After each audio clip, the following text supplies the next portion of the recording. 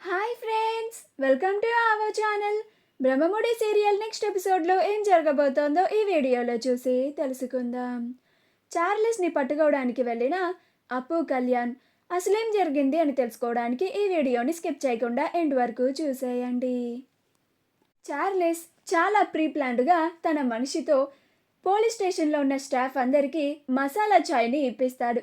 అలా పోలీస్ స్టేషన్లో ఉన్న కానిస్టేబుల్ అందరూ చార్లెస్ మనిషి ఇచ్చిన మసాలా ఛాయ్ని తాగి మత్తులో నిద్రపోతూ ఉంటారు.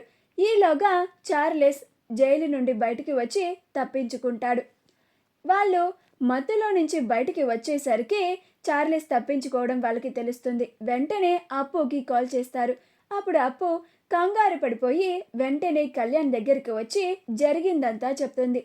కూచి, నేను ఎందుకే చెప్తూనే ఉన్నాను, ఈరోజు వద్దు, మనం వేరే ఎప్పుడైనా పెట్టుకుందాము అని. వాడు అనుకున్నట్టే తప్పించుకున్నాడు. ఇప్పుడు వాడిని కనుక పట్టుకోకపోతే స్టేషన్లో ఉన్న మా అందరి ఉద్యోగాలు పోతాయి. మా సీఏ గారు ముందుగానే నన్ను హెచ్చరించారు అని నీకు చెప్పాను కదా అని చాలా కంగారు పడిపోతూ చెప్తూ ఉంటుంది. అప్పుడు కళ్యాణ్, నువ్వు బాధపడుకు పొట్టి, ఇప్పుడు మనం ఖచ్చితంగా ఆ చార్లెస్ గాడిని పట్టుకుందాం. కాకపోతే మనకి సిచ్యువేషన్లో హెల్ప్ చేసేది మా రాజన్నయ్య ఒకే ఒక్కడు అని అంటాడు. అప్పుడు అప్పు, బావగారు ఏం చేస్తారు కళ్యాణ్ అని అంటుంది. అప్పుడు కళ్యాణ్, చెప్తాను పద అని ఇద్దరు శోభనం గదిలోకి వెళ్తారు. అక్కడ రాజ్, కావ్యలు ఇద్దరు డెకరేషన్ చేస్తూ ఉంటారు. అప్పుడు రాజ్, ఏంట్రా తమ్ముడు, ఇద్దరు అప్పుడే వచ్చేసారేంటి, ఇంకా ముహూర్తానికి టైం కాలేదు కదా అని అంటాడు. అప్పుడు కావ్య కూడా, ఏంటి ఇద్దరు ఇలా వచ్చారు అని అంటుంది. అప్పుడు కళ్యాణ్, చాలా పెద్ద ప్రాబ్లం వచ్చి పడింది వదిన అని అంటాడు. అప్పుడు అప్పు, ఏం చేయాలో అర్థం కావడం లేదక్క, మాకు మీరిద్దరే హెల్ప్ చేయాలి అని అంటుంది. అప్పుడు కావ్య, అసలు మీరిద్దరు దేని గురించి మాట్లాడుతున్నారు, ఏం సమస్య వచ్చింది, ముందు సమస్య గురించి చెప్పండి అని అంటుంది. అప్పుడు రాజ్, అవును, ముందు సమస్య ఏంటో చెప్పకుండా చాలా పెద్ద ప్రాబ్లం వచ్చింది, ఏం చేయాలో అర్థం కావడం లేదు అంటే మాకెలా అర్థమవుతుంది అని అంటాడు. అప్పుడు అప్పు, మేము చార్లెస్ అని ఒక గజ దొంగని పట్టుకున్నాము. వాడు ఇప్పటి వరకు 49 సార్లు తప్పించుకున్నాడు. ఇప్పుడు కూడా 50వసారి తప్పించుకున్నాడు. ఇప్పుడు కనుక నేను వెళ్ళి వాడిని పట్టుకోకపోతే మా డిపార్ట్మెంట్ పరువు పోతుంది, మా అందరి ఉద్యోగాలు పోతాయి. అందుకనే నేను ఇంతలా కంగారు పడుతున్నానక్క. నేను వెంటనే వెళ్ళి ఆ చార్లెస్ గారిని పట్టుకొని తీరాల్సిందే అని అంటుంది. అప్పుడు రాజ్, అదేంటప్పు, మరి పిన్ని అని అంటాడు. అప్పుడు కళ్యాణ్, అమ్మని మీరే ఎలాగోలా మేనేజ్ చేయాలన్నయ్యా అని అంటాడు. అప్పుడు కావ్య, కవిగారు మీరు అప్పు ఇద్దరు వెళ్ళండి, ధాన్యలక్ష్మి అత్తయ్య గారిని మేం చూసుకుంటాము అని అంటుంది. అప్పుడు రాజ్, అదేంటి కళావతి గారు, అంత సింపుల్గా వాళ్ళిద్దరిని వెళ్ళిపోమంటున్నారు, మా పిన్ని అప్పుని అసలు బయటికి వెళ్ళనివ్వద్దు అని చెప్పింది కదా అని అంటాడు. అప్పుడు అప్పు, అది కాదు బావగారు, ఇప్పుడు నేను వెళ్ళకపోతే మా డిపార్ట్మెంట్ పరువు పోతుంది, పైగా నాతో పాటు అక్కడ పనిచేస్తున్న చాలామంది ఉద్యోగాలు కూడా పోతాయి అని అంటుంది.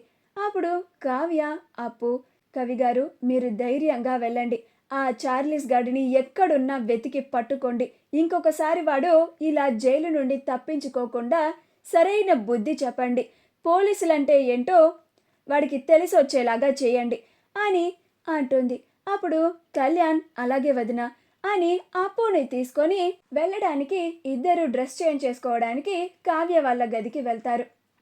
ఈలోగా రాహుల్, స్వప్నలు ఇద్దరు స్వీట్స్ తీసుకొని వస్తారు. స్వప్న ఆ స్వీట్స్ని తీసుకొని కావ్యకి ఇద్దామని ఆ శోభనం గదికి వస్తుంది. ఈలోగా రాహుల్ స్వప్న గదిలో ఉన్న నగలన్నీ కొట్టేయాలని చూస్తూ ఉంటాడు.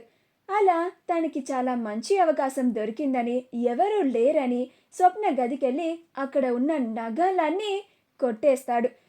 ఈలోగా స్వప్న అక్కడికి వస్తుంది. నగలన్నీ అప్పు పెట్టుకొని ఉంటుంది అని తను నార్మల్గా ఉండి నిద్రపోతుంది. రాహుల్ 7 వారాల నగలు కొట్టేసినందుకు చాలా సంతోషపడిపోతూ ఉంటాడు.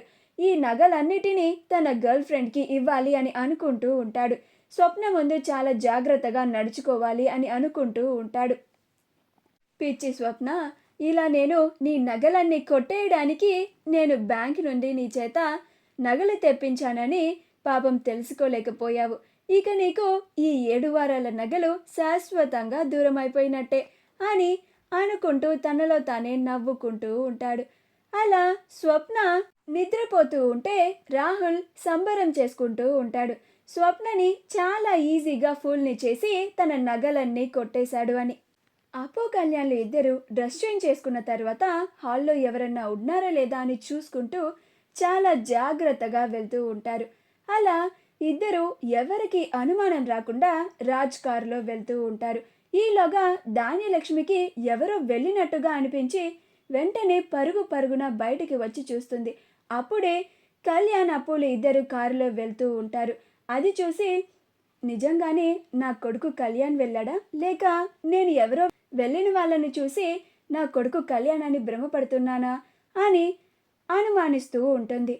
ఇదంతా ఎందుకు, వెళ్ళి గదిలో వాళ్ళిద్దరు ఉన్నారో లేదో చూస్తే తెలిసిపోతుంది కదా అని గదిలో నిజంగానే అప్పు కళ్యాణ్లు ఉన్నారా లేదా అని పైకి వెళ్ళి చూద్దామని పైకి వస్తూ ఉంటుంది.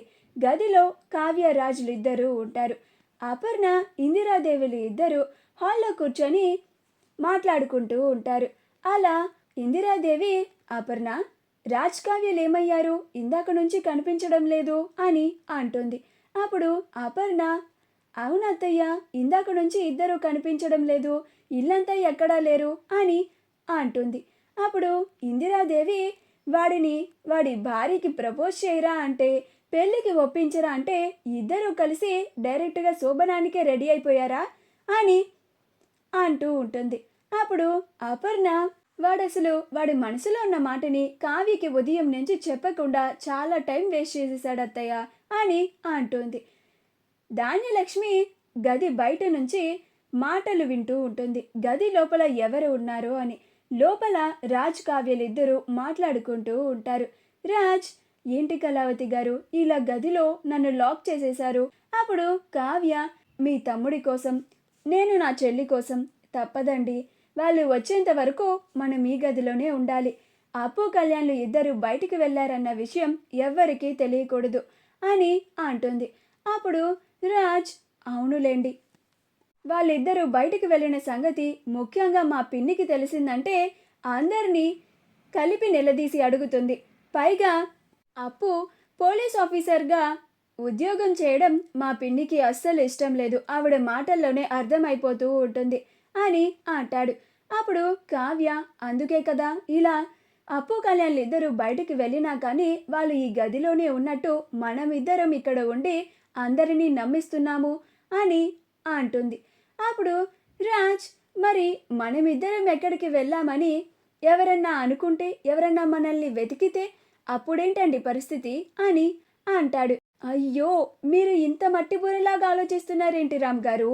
ఇందాక అప్పు కళ్యాణ్లు ఇద్దరు కారులో వెళ్ళారు కదా, వాళ్ళిద్దరూ మీ కారు వేసుకొని వెళ్ళారు అంటే మనమిద్దరం బయటికి వెళ్ళాం అనుకుంటారు అని అంటుంది. అప్పుడు రాజ్, ఓహో అలాగా, అయితే ఎవరికి అనుమానం వచ్చే ప్రసక్తే లేదనమాట అని అంటాడు. అలా వాళ్ళిద్దరూ చాలా ఫ్రెండ్లీగా మాట్లాడుకుంటూ నవ్వుకుంటూ ఉంటారు. ఆ నవ్వులు ధాన్యలక్ష్మి వింటూ, అయితే అప్పు కళ్యాణ్లు ఇద్దరు గదిలోనే ఉన్నారు, ఇందాక వేరే ఎవరో వెళ్ళి ఉంటారు, నేను వాళ్ళని చూసి నా కొడుకు కళ్యాణ్ అని భ్రమపడి ఉంటాను అని తాను తన గదిలోకి వెళ్ళిపోతుంది. మా వీడియో కనుక మీకు నచ్చినట్లయితే లైక్ చేయండి, షేర్ చేయండి, మా ఛానల్ని సబ్స్క్రైబ్ చేసుకోండి, పక్కనే ఉన్న బెల్ ఐకాన్ని క్లిక్ చేయడం మాత్రం మర్చిపోకండి.